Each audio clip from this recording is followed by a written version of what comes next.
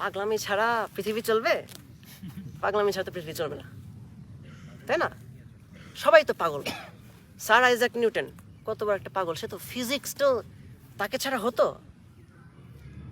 আমি যদি শুয়ে থাকি হেলান দিয়ে একটা আপেল গাছের ধুম করে একটা আপেল ঠুস করে মাথায় উপরে পর আমি কি বলবো, ও আপেল পড়ছে। আইজাক নিউটন কি করছে? স্যার আইজাক নিউটন জিজ্ঞেস করছে নিজেকে কেন ওটা পড়ছে, তারপর পুরা জীবন কাজ করছে এই কেন পড়লো এটার ব্যাপারে, রিসার্চ করে করে কি বের করলো, ফিজিক্স।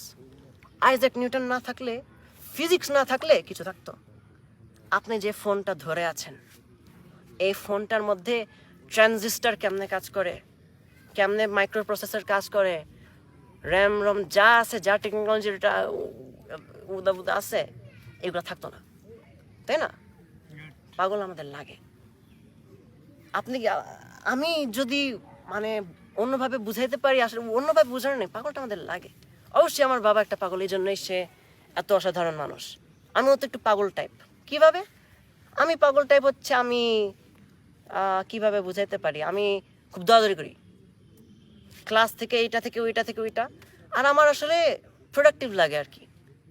পাগল আমাদের লাগবে, পাগল ছাড়া আইডিয়া পাবো না। সবাই যদি সব কিছু অর্গানাইজ করে করতো রোবটের মতন, তারপর মজা হইতো। আমাদের জীবন কিরকম, আমাদের জীবন হচ্ছে একটা রোলার কোস্টার।